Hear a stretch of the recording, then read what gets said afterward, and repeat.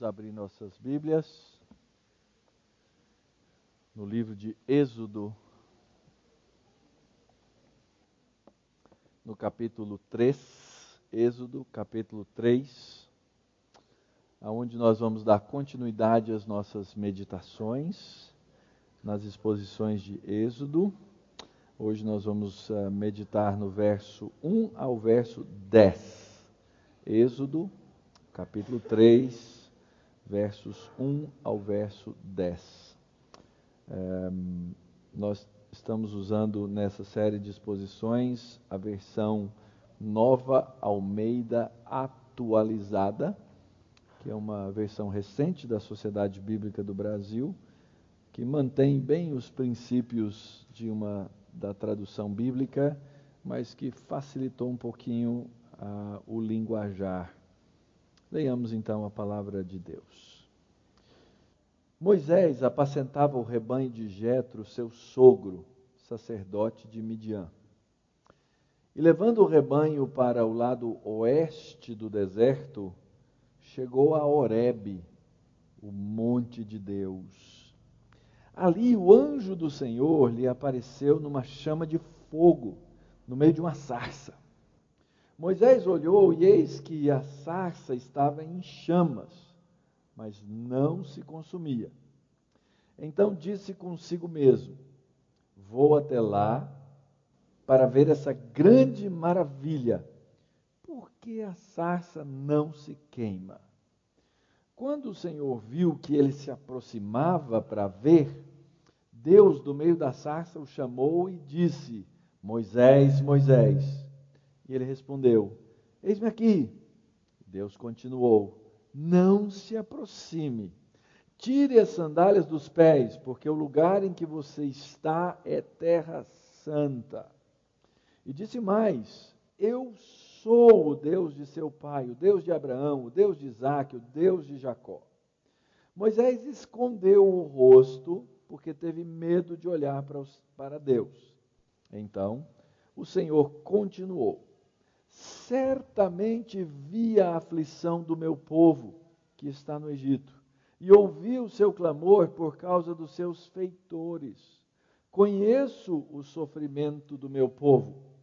Por isso, desci a fim de livrá-lo das mãos dos egípcios e para fazê-lo sair daquela terra e levá-lo para uma terra boa e ampla, terra que mana leite e mel. O lugar do cananeu, do eteu, do amorreu, do ferezeu, do eveu e do jebuseu. Pois o clamor dos filhos de Israel chegou até mim, e também vejo a opressão com que os egípcios os estão oprimindo. Agora, venha, eu o enviarei a Faraó, para que você tire do Egito o meu povo, os filhos de Israel. Senhor, estamos diante da Tua santa palavra, e nós rogamos, por amor do Teu nome, pela Tua imensa misericórdia, que o Senhor nos abençoe, que o Senhor nos dê do Espírito Santo para iluminar nossa mente e coração, e assim, ó Pai, possamos ver a Tua verdade, entender a Tua verdade e glorificar o Teu santo nome, entendendo a nossa missão, a missão que o Senhor deu para o Teu povo. Assim, ó Pai, sustenta-nos na Tua presença, confronta-nos com a Tua palavra, alegra-nos, ó Deus, com a missão que o Senhor dá ao Teu povo, e que as palavras dos meus lábios e o meditar do meu coração sejam agradáveis na Tua presença, Senhor meu, rocha minha, Redentor meu. Amém. Nós, no último domingo, conhecemos o autor do livro e talvez o seu personagem humano principal, que é Moisés. Mas se é uma coisa que nós não podemos esquecer quando nós lemos a palavra de Deus, a Escritura, é que se há alguém para quem a Escritura aponta constantemente, é exatamente para a divindade, para Deus, para a Trindade, para Deus Pai, Deus Filho e Deus Espírito Santo. E aqui nós temos uma passagem na qual esse Deus bendito vem e fala com este personagem humano, que é Moisés. E nós temos que ter o cuidado para não ler essa história como uma historinha. Nós corremos esse perigo quando nós abordamos a Bíblia. Nós corremos o perigo de entender como se essa pudesse ser mais uma dessas histórias de entretenimento que existem por aí. Aliás, a história de Moisés virou filme. A história de Moisés ela é tão impressionante que virou desenho animado.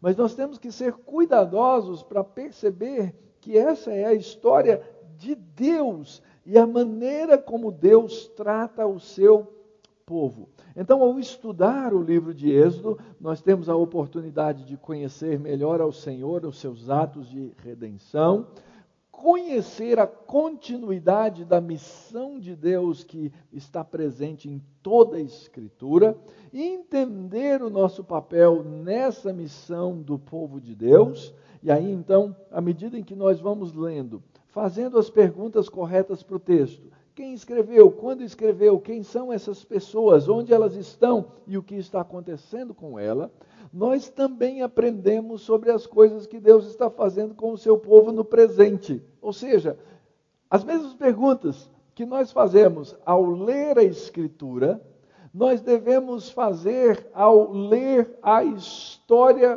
presente, contemporânea, na qual nós vivemos. Então, por exemplo, quem? Ora, nós somos o povo de Deus. Quem? Nós, povo, igreja do Senhor Jesus Cristo. Vive em que situação? Sim, vivemos hoje, século 21, país, Brasil, cidades, várias aqui representadas, gente que veio de diferentes lugares. Estamos aqui nessa situação. Sim, vivemos também momentos que são momentos de opressão. O povo vive momentos de grande opressão em diferentes situações que vive, afinal de contas, o mundo sem Cristo vive nas trevas, e trevas significam opressão, e é um povo que precisa de redenção. Ora, o nosso êxodo já aconteceu em Cristo, mas as pessoas sem Cristo ainda não tiveram o seu êxodo, não tiveram a sua libertação. E aí então nós começamos a entender a nossa missão como povo de Deus. Nossa missão fundamental, glorificar o nome de Deus. Nós somos aquele mesmo povo que Deus libertou do cativeiro no Egito. Existe uma continuidade daquela aliança que Deus fez desde o princípio com os nossos pais e que continuou por Abraão, Isaque e Jacó, que continuou com o povo de Deus na história de Êxodo que estamos lendo e que foi continuada depois com os servos de Deus ao longo da história, com os filhos de Israel, com a aliança com Davi, com a aliança que Deus descreve nos profetas, a aliança que Deus descreve no livro de Jeremias, quando diz que haveria uma nova aliança no sangue que seria feita e que finalmente é uma aliança totalmente revelada, trazida à luz na pessoa do Filho de Deus, Jesus Cristo. É uma história só, gente. Aliás, sabe qual que é um dos meus sonhos como pastor? É pregar o suficiente para vocês e vocês se interessarem o suficiente por essa Escritura, de maneira que vocês consigam, com certa liberdade e facilidade, contar essa história, entender essa linha, perceber esse quadro inteiro da história da redenção e enxergar o seu papel no meio dessa história. Só que nós aprendemos nas vezes passadas que não há missão sem guerra. Desde o princípio houve uma guerra das sementes, a semente da serpente contra a semente da mulher. Isso vai se repetindo na história, nos meios dos descendentes, e a situação que nós enxergamos aqui, a situação de Moisés, é a situação na qual o povo de Deus está passando por um momento de aflição, tirania, genocídio, todas essas coisas que vêm contra o povo de Deus. Alguns domingos atrás, quando eu preguei e falei aqui dessa situação de perseguição, nós vimos que há uma tendência com que as nossas leis do nosso próprio país, que é um país democrático, elas se virem contra nós. Ora, nós vimos toda essa história acontecer essa semana.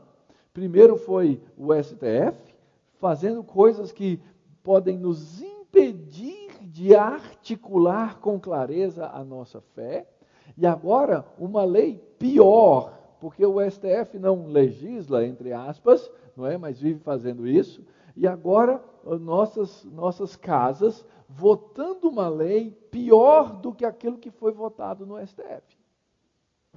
Então, aquilo que eu disse lá naquele sermão anterior, que pode ser que, de repente, pastores comecem a sofrer por pregar a palavra sobre determinados assuntos, ela está mais próxima. Ela está chegando mais perto. Alguém me disse depois daquele sermão, falei assim, pastor, admiro a sua coragem em fazer isso. Ora, não é uma questão de coragem, irmãos.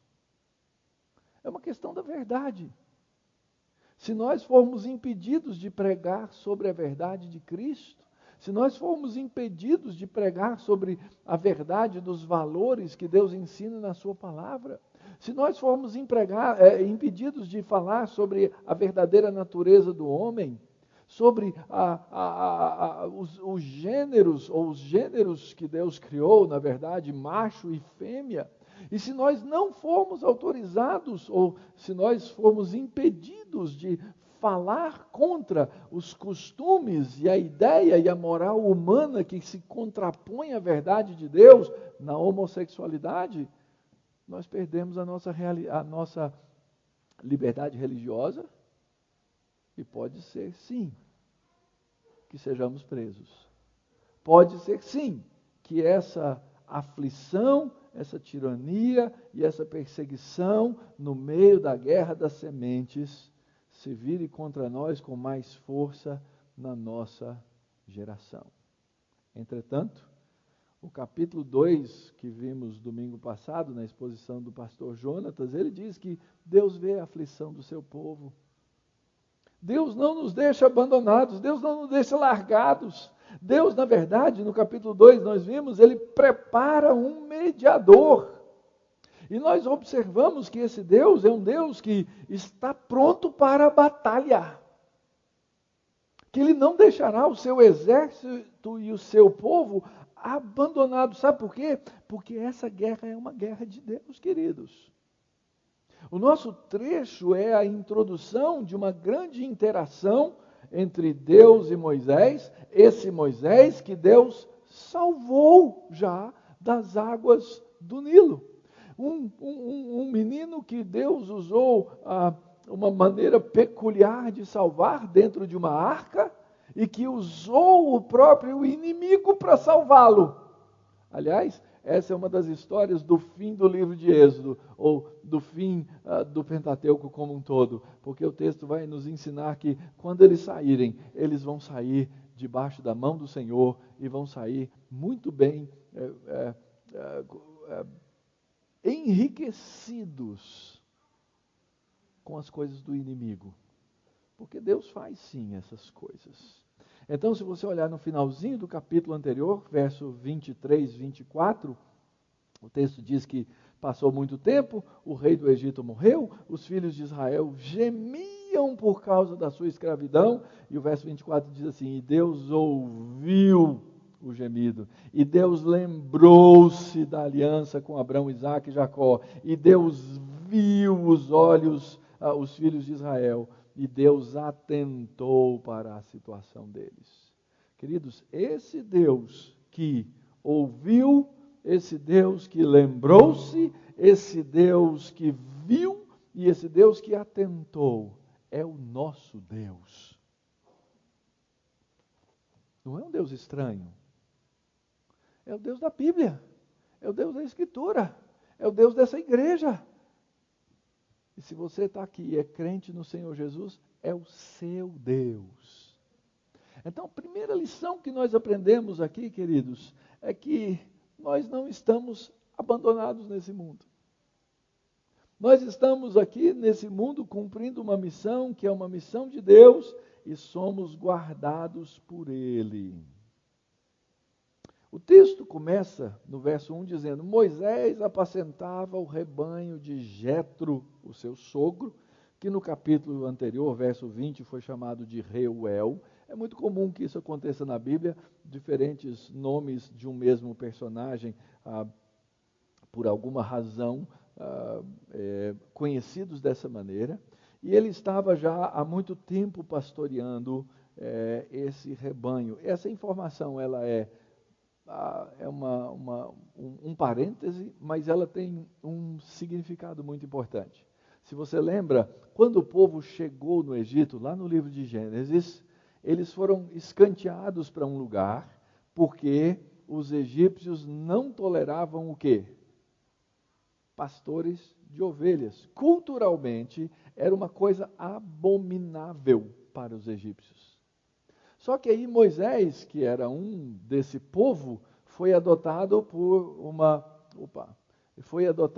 uma princesa, uma filha de Faraó, e ele lá no Egito foi cuidado, foi guardado por essa mulher, e obviamente ao longo de muitos anos, ao longo de 40 anos, ele acabou adquirindo a cultura. Aliás, quando ele chegou na terra de Midian, lembra como é que as mulheres, as filhas de Jetro, o reconheceram? Um egípcio. Então ele chegou lá egípcio. Então, se você quiser fazer a figura aí de Moisés egípcio, talvez cabelo raspado, maquiado, né? A gente tem essas figuras todas que a gente tira lá dos hieroglifos egípcios. Ele chegou lá assim. Só que passou esse tempo todo e aconteceu o quê? Agora ele não é mais egípcio. Por que ele não é mais egípcio? Porque ele agora pastoreia um rebanho de ovelhas. Percebe que há aqui uma mudança nessa perspectiva. O autor faz questão de nos dar essa informação para dizer, olha, Moisés voltou a ser um israelita de fato. Aqui está uma primeira grande mudança que aconteceu na vida de Moisés e que o texto nos chama a atenção para que nós pudéssemos entender. Ele agora é um pastor de ovelhas. E aqui tem uma lição preciosa, queridos, uma lição importante. Deus, por alguma razão, gosta de cuidar do seu povo por meio de pastores. E eu não estou falando aqui dos pastores humanos, ainda que os seus pastores humanos, eles devam representar, sim, parte desse trabalho, desse serviço e dessa obra de Deus para com o seu povo. Mas o fato é que Deus sempre cuidou do seu povo por meio de pastores. E em toda a história da Bíblia, nós vamos encontrar essa realidade, isso acontecendo, reacontecendo nas diferentes figuras. Então, se você lembrar, quem foi o grande pastor que nós conhecemos do Antigo Testamento?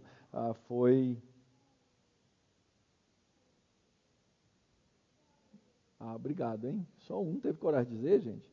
Foi Davi. Davi foi o grande pastor. Davi foi aquele com quem Deus usou para cuidar do seu povo em diferentes situações, em diferentes circunstâncias, ao longo do tempo e ao longo da história. Deus, na sua bondade, vai cuidando por meio. Aliás, a gente enxerga lugares onde Deus se chama de pastor. Aonde?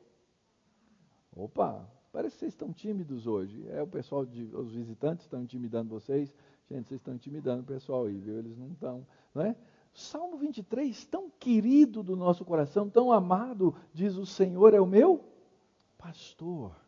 E finalmente nós encontramos o quê? Nós encontramos Deus enviando para nós o supremo pastor.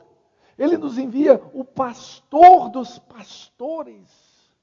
Ele envia o seu Filho Jesus Cristo como o pastor. Está vendo? Eu falei que eles estavam intimidados, intimidando, eles foram embora agora. Eu já sabia, eles já tinham avisado. Gente, eles têm que sair do hotel e eles teriam que sair mais cedo um pouquinho. Deus abençoe vocês, viu, queridos? Muito, tá? Foi uma alegria tê-los.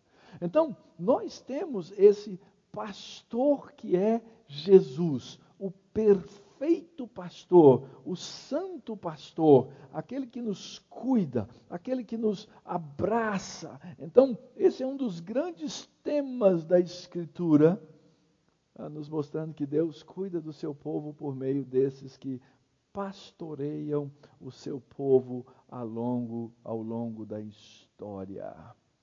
Finalmente, nós temos aquele pastor que deu a sua vida pelas suas ovelhas. João capítulo 10, versículo 11. Esse é o nosso Senhor Jesus Cristo.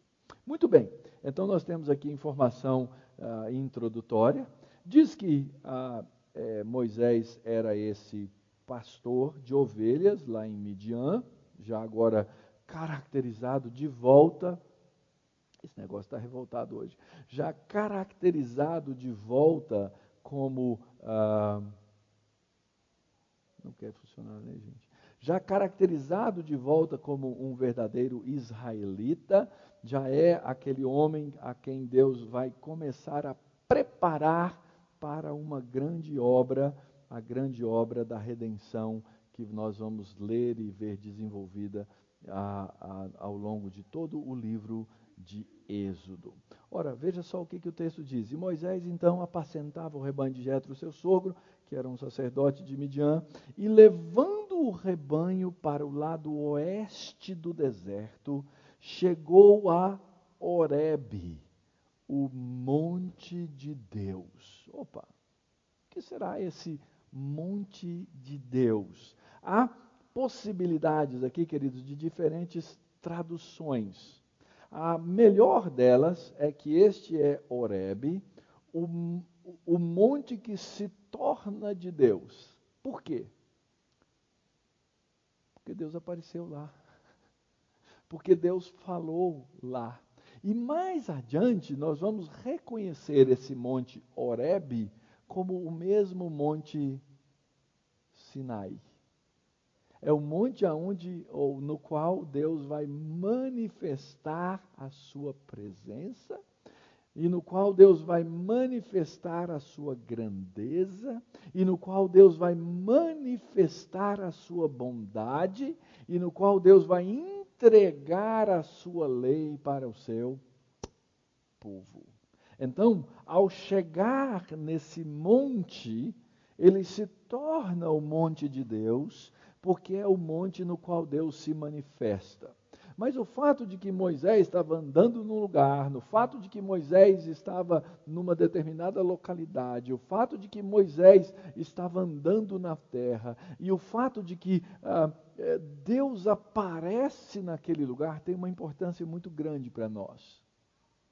Porque isso nos mostra um movimento constante de Deus, no qual sempre Deus, na sua bondade, vem para se revelar a nós, o seu povo.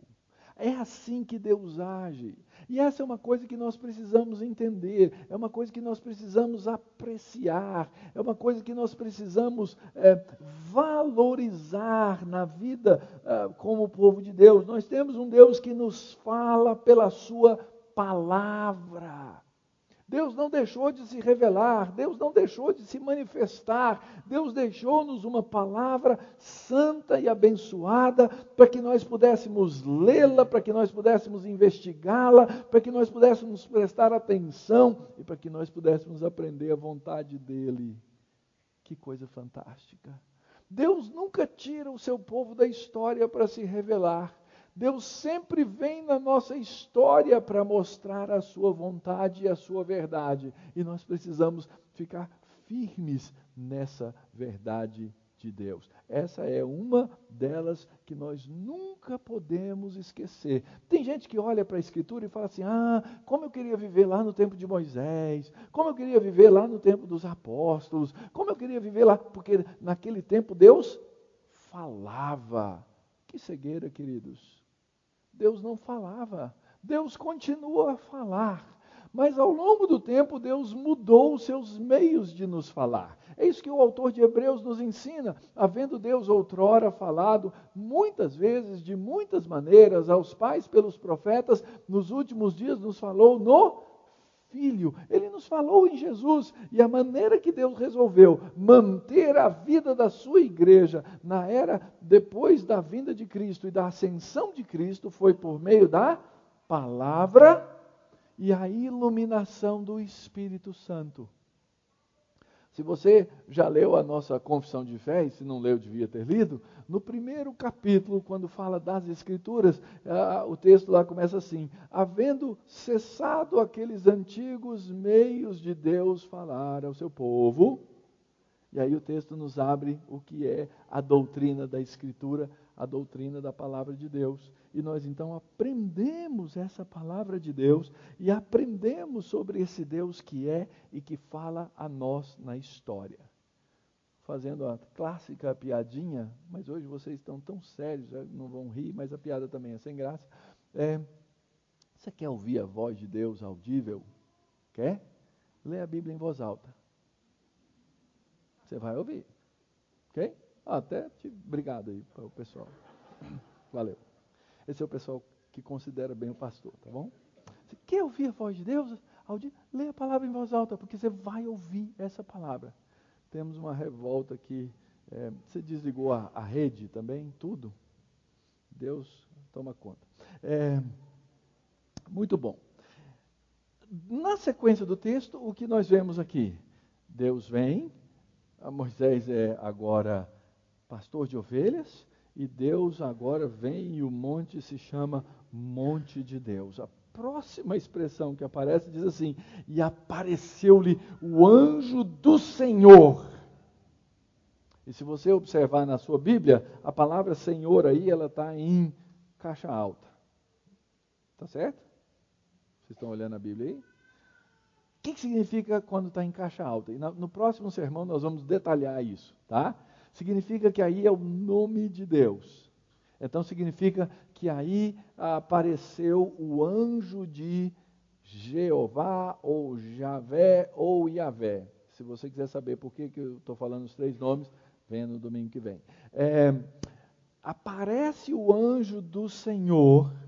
E isso tem uma outra mensagem importante e fundamental, é que esse Deus se revela, esse Deus é um Deus que fala com o seu povo, é um Deus que não nos deixa no silêncio da sua vontade. Aliás, a melhor maneira, talvez a melhor maneira para traduzir essa expressãozinha, o anjo do Senhor, é o anjo que é o Senhor, não é um terceiro aqui.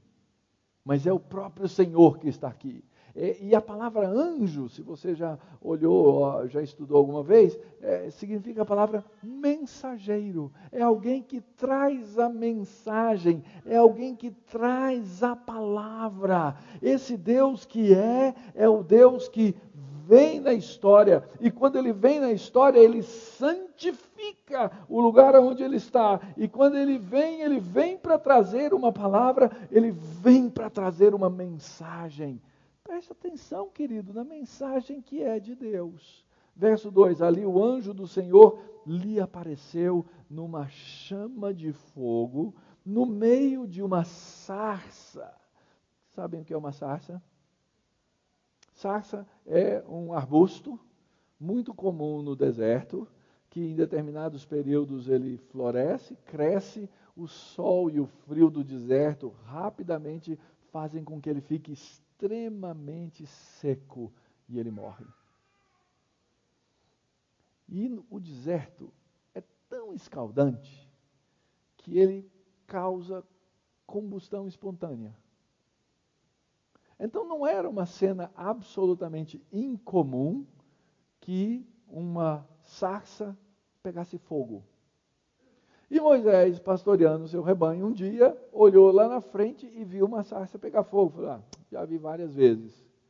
Mas tinha uma sarça que chamou a atenção de Moisés. Aquela sarça não se queimava, é um arbusto, ele queimava rapidamente e sumia, pronto. Mas ele viu que ela falou, gente, aquela lá não apaga. O que será que está acontecendo? Não desaparece. E ele então resolveu ir ver aquele fenômeno. Veja só, verso 3. Então disse consigo mesmo, vou até lá para ver essa grande Maravilha. Uma sarça pegar fogo não é maravilha nenhuma. Uma sarça pegar fogo e não queimar completamente é algo inusitado. E é a primeira vez aqui no livro de Êxodo que alguma coisa do mundo sobrenatural acontece. Até agora todas as coisas elas foram providência em mão de Deus, dentro daquilo que nós chamamos a naturalidade das coisas. Uma mulher viu uma criança no rio, chamou, as parteiras fizeram o seu trabalho. Não teve assim um sobrenatural evidente, mas essa aqui é uma maravilha, uma coisa que acontece, uma sarça que não se queima. Verso 4, o texto diz assim: e quando Jeová, Yahvé, viu que ele se aproximava para ver, Deus do meio da sarça o chamou e disse: Moisés, Moisés. Imagina a cena no deserto. Eu não sei se eu ia gostar, não. Eu sou meio medroso. Uma voz fala: Moisés, Moisés.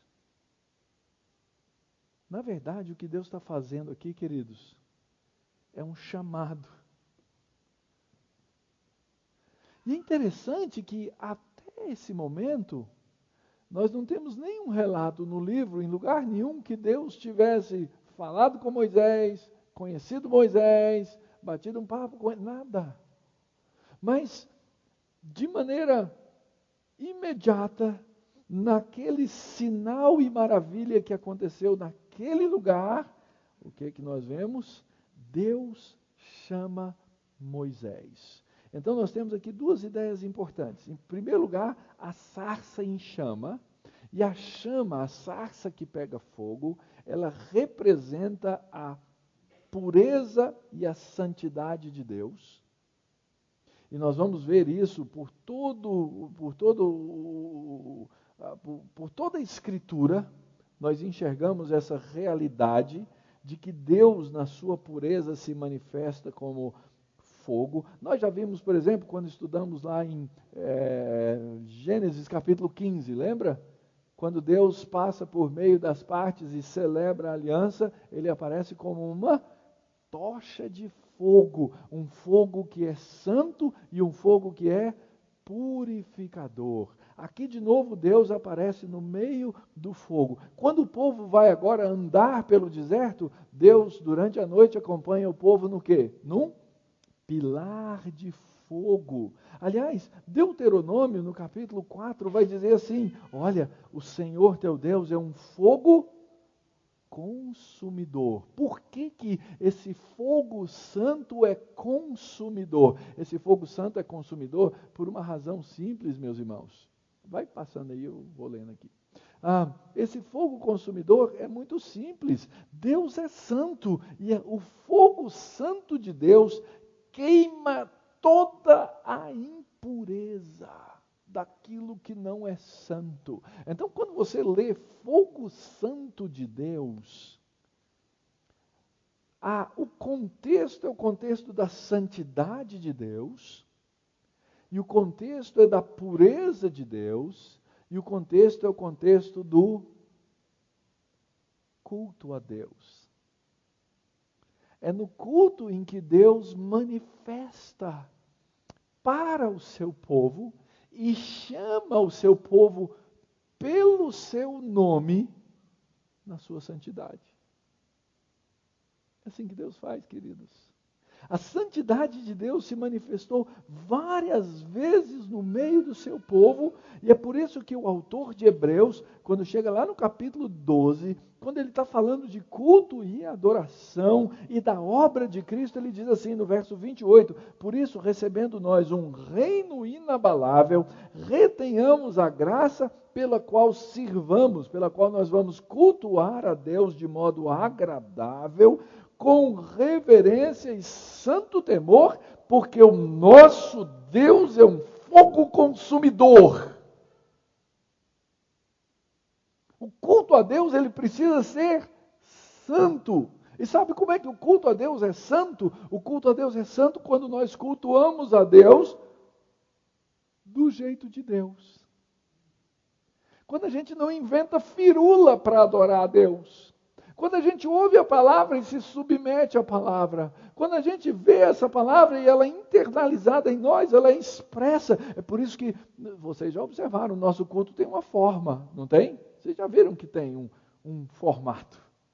Isso faz parte da grande tradição do cristianismo, baseada nas Escrituras e num princípio que é da nossa confissão, que é o princípio regulador do culto. O que é o princípio regulador do culto? O princípio regulador do culto que está na nossa confissão de fé é o seguinte: você faz no culto só aquilo que Deus ordena. Então, por isso que a gente tem um jeito de cultuar, que é o jeito que nós entendemos é ordenado na palavra de Deus.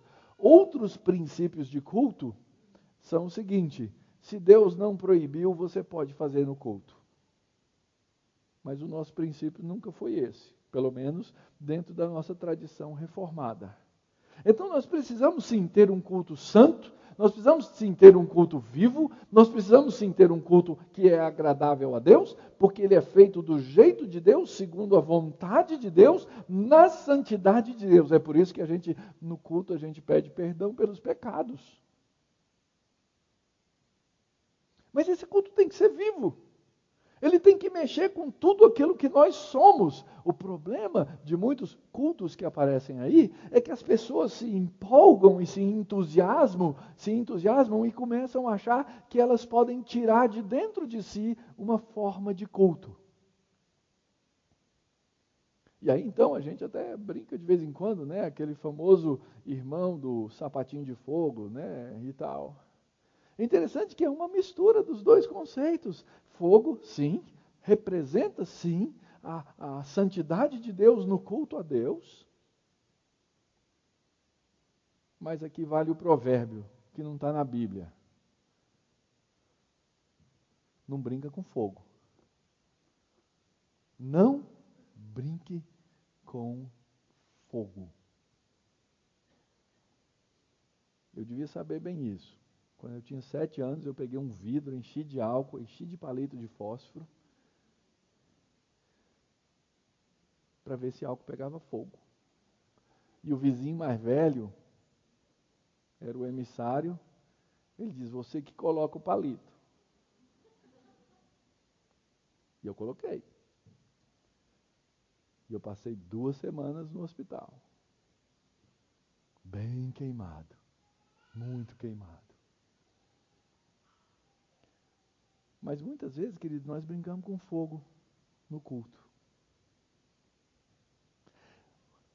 Deixa eu falar a primeira coisa com a qual nós brincamos com fogo no culto.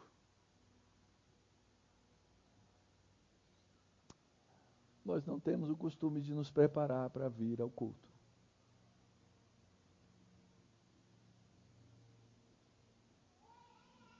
Para ver o culto, a gente trata o culto como se ele fosse uma programação. Programa. Tem horário. Vocês acham que eu fico bravo porque o culto começa atrasado? Não começa nada, eu estou achando bom, eu estou achando ótimo. A Cleudia, a gente precisa santificar ela. Porque Deus nunca marcou o horário do culto. Então eu posso cultuar às 10h30, que é o horário, ou às 10h35, às vezes vocês abusam demais, a gente tem que dar muita bronca e começa mais tarde. Mas isso não me preocupa, porque nós estamos vivendo aqui em comunhão, na comunhão dos santos. O que eu estou dizendo que falta-nos preparação para o culto é ter a mente preparada e cativa em oração para cultuar. É preparar-nos em expectativa. Você tem expectativa do culto? Nós tínhamos que ter expectativa de cultuar. Nós tínhamos que almejar, desejar. Puxa vida, eu vou me reunir de novo com o povo de Deus. Que momento solene! Nós devíamos nos preparar. Se vai ter uma festa de casamento, você não prepara as coisas antes? Você não faz tudo antes? Para o culto tinha que ser assim também. Mas parece que nós somos tomados de um tipo de morbidez, na qual nós não queremos deixar-nos prontos para a adoração. Querido, tenha expectativa do culto. Eu sei que vocês têm um pastor que fala demais, ele é chato às vezes, conta piada sem graça no culto. Tudo bem, você tem que tolerar isso. Pede, inclusive, nas orações, paciência com o seu pastor. Mas o fato, queridos, é que nós devemos entender que Deus, no culto, Ele nos chama como chamou Moisés pelo nome. E é interessante, o Senhor, quando chama Moisés, quando o nome é repetido no texto da Bíblia, significa um ato de intimidade. Significa um ato de proximidade, de conhecimento. E a bondade de Deus é tão grande, queridos, a bondade de Deus é tão imensa, que quando Deus chama dessa maneira a seu filho Moisés, Ele o alerta. Ele diz assim: Moisés, não chega tão perto, filho. Não chega tão perto. O lugar onde você está pisando é santo. Por que o lugar é santo? Porque a presença de Deus está lá. Porque Deus está ali. O lugar se torna santo. Talvez você ache estranho esse conceito, essa ideia de Deus ordenar a Moisés tirar a sandália. Ele diz: Moisés, tira a sandália. Essa é uma expressão antiga de adoração. Aqui Deus está dizendo, não chega tão perto,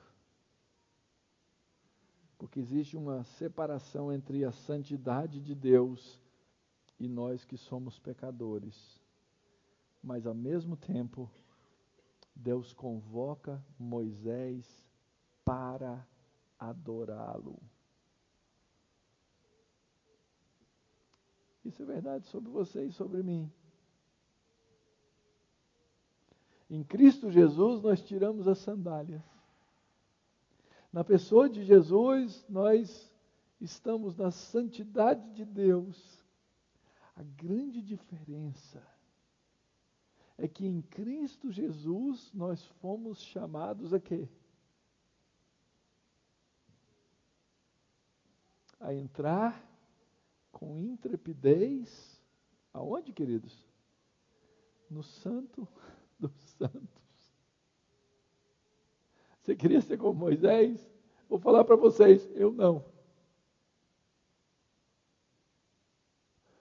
Moisés, ele não era da tribo de Levi, o irmão dele era. Perdão, ele era da mesma descendência, ele era irmão, mas só os descendentes de Arão é que vão poder entrar no Santo dos Santos.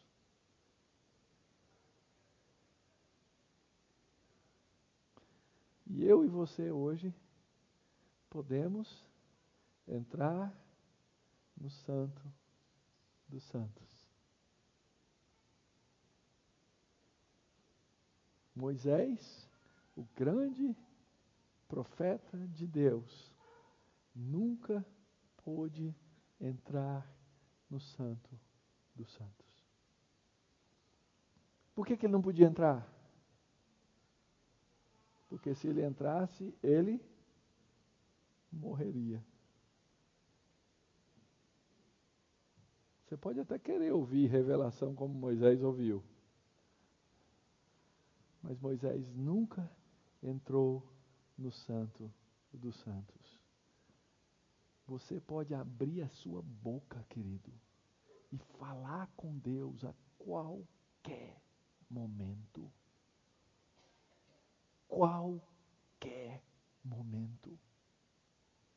Você pode abrir o seu coração e dizer assim: Senhor, eu pequei contra ti somente, e imediatamente ser perdoado, porque Cristo teve o seu sangue derramado sobre a tampa daquela arca, para que você pudesse fazer isso. Que visão fantástica. tira as sandálias, porque esse lugar é santo. Tem uma outra dinâmica interessante aqui. Vou fazer a apresentação para vocês dessa dinâmica. No meio dos povos antigos, no Antigo Oriente Próximo, os deuses inventados pelos homens, eles estavam presos aos lugares onde eles tinham sido inventados. Então, por exemplo, no Egito, o deus Nilo, ele no máximo podia transbordar e encher as suas margens. Mas ele não podia ir para o outro lado, ele não podia ir lá para a Mesopotâmia. Era um deus preso. Os deuses eram locais. Eles estavam presos aos seus templos, eles estavam presos àquelas estátuas que os homens criavam e faziam. Eles não eram dinâmicos. Aliás, essa foi a grande revolução do livro de Êxodo. Porque esses tais israelitas, eles saíram do Egito com um Deus que foi com eles. O Deus deles abriu o mar. O Deus dele acompanhou esse povo. Lembra que vai ter um episódio, estou dando spoiler aqui, né? Mas tem um dos episódios que eles pedem para passar na terra de quem mesmo? De Moabe, não é? Foram os moabitas e disseram assim, não passa por aqui não. Não, mas a gente promete que a gente vai se comportar, a gente vai pelo caminho, a gente entra daqui, passa do outro lado, não vão perturbar ninguém. Não passem por aqui. Por que eles não queriam que passasse lá? Bom, pode ter vários motivos, mas o principal motivo é que o Deus deles, o tal de Iavé, ia com eles. E esse Deus dos hebreus, ele já tinha provado dar problema. Daqui a pouco eles vão cruzar o mar e o exército de Faraó se vai. Lembram no final da caminhada, quando eles vão entrar na terra e eles vão passar pela cidade de Jericó, o que vai acontecer? Diz o texto que o povo estava apavorado. E é muito interessante a dinâmica da Escritura, que por um lado, os espias vão sair, já estou lá no livro de Números nessa altura, os espias vão sair, vão ver a terra e voltam apavorados. Não, o pessoal lá é grande, é gigante, Deus me livre. E o povo de Jericó do lado de cá estava apavorado. Jeová me livre. Por quê? Porque aquele povo estava chegando com o Deus deles. O Deus dos hebreus, o Deus da Bíblia, o Deus de Abraão, Isaque e Jacó, ele não está confinado a nenhum lugar, ainda que ele se revele a nós nessa história.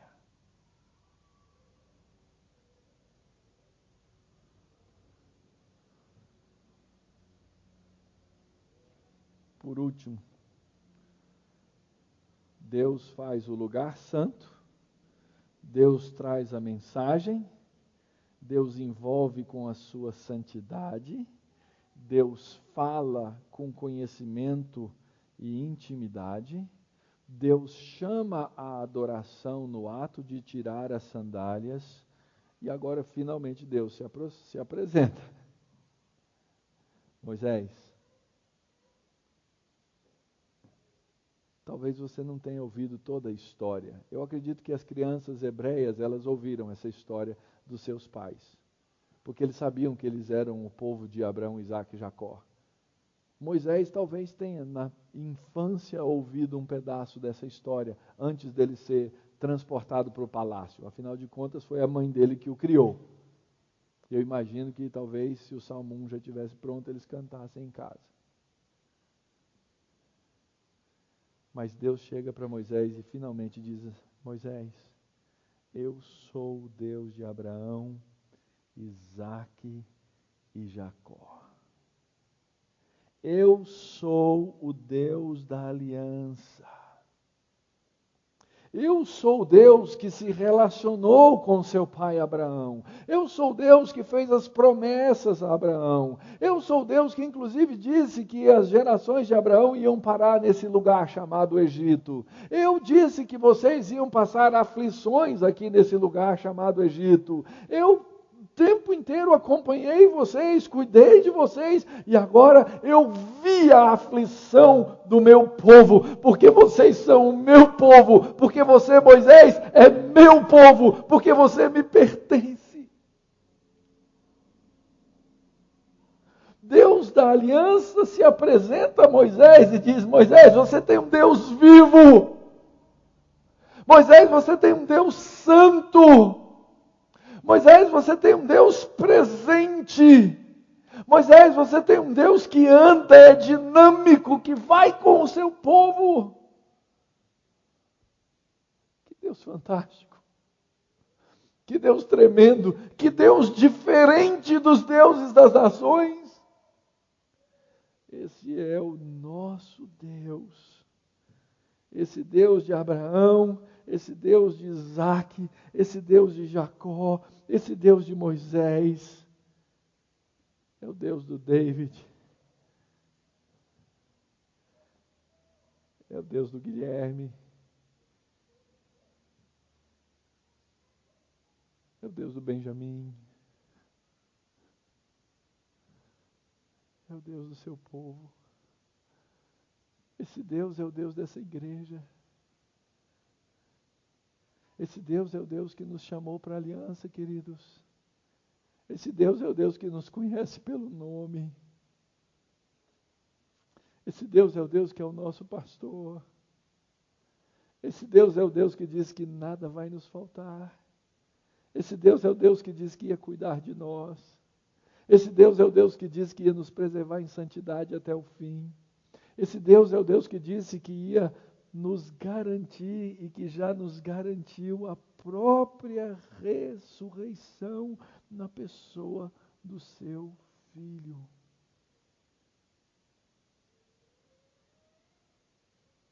Quando Deus disse, Moisés, Moisés, viram a resposta?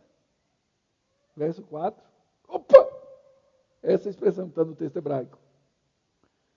É uma palavrinha que aparece várias vezes ao longo da Bíblia. Hine.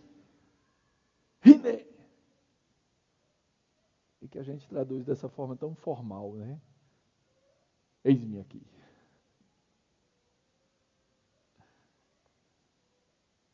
Eis-me aqui. Uma resposta pronta e imediata de alguém que ouviu o seu nome pronunciado pela boca de Deus.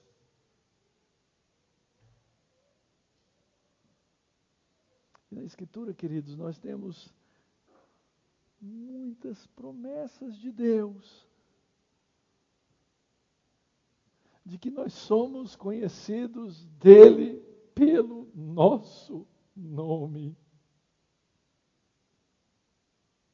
Ele sabe quem eu sou. Ele conhece as minhas fraquezas.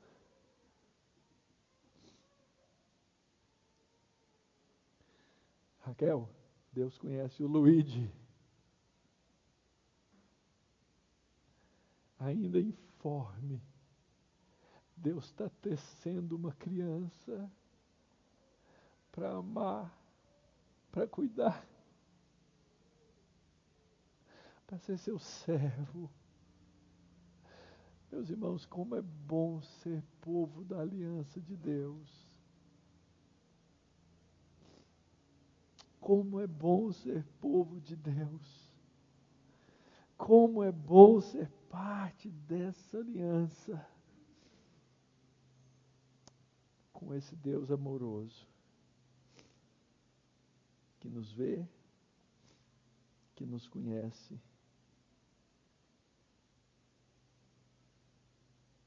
e que nos ama. Um Deus que não é limitado pelo espaço, um Deus que não é limitado pela geografia, um Deus tão poderoso e tão grande que é capaz de se revelar como fogo no meio de uma sarça ardente.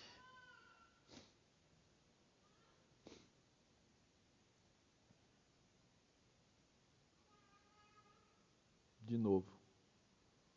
Meio sermão só hoje.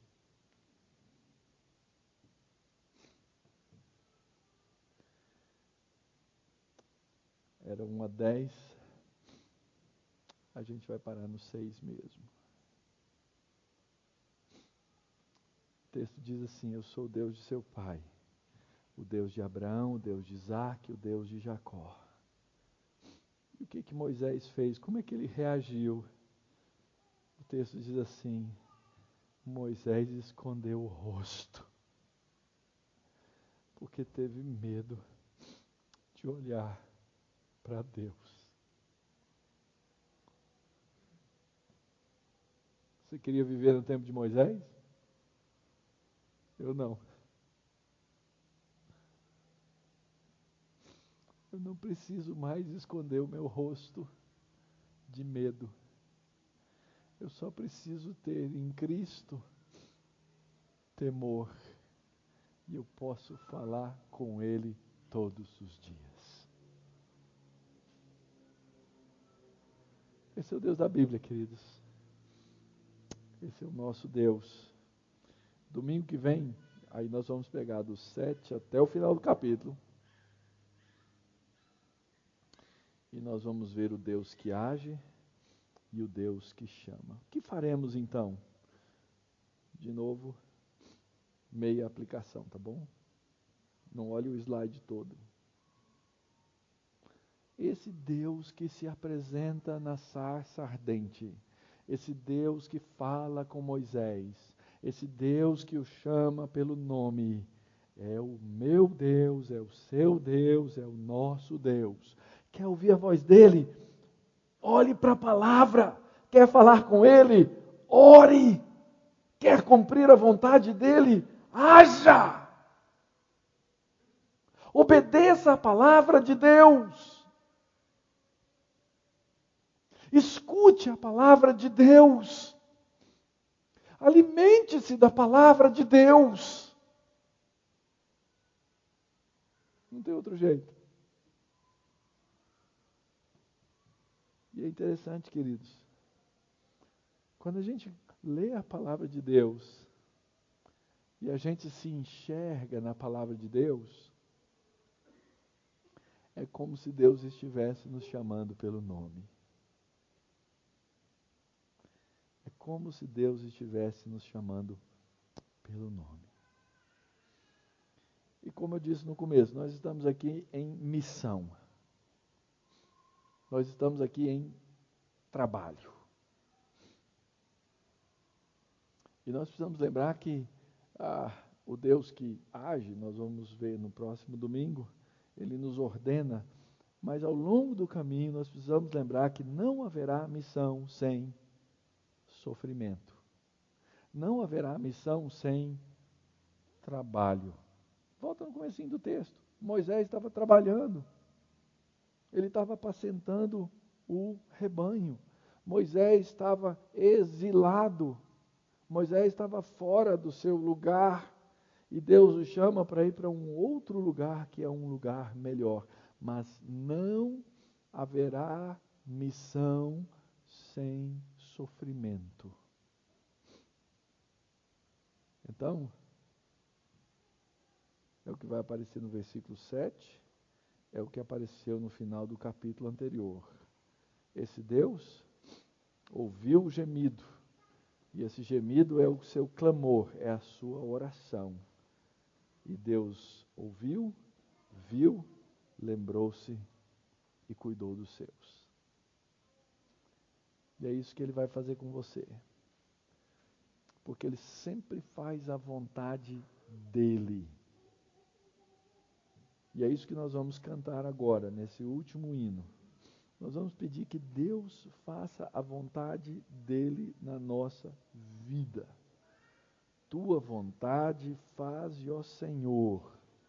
Eu sou feitura, Tu és o autor.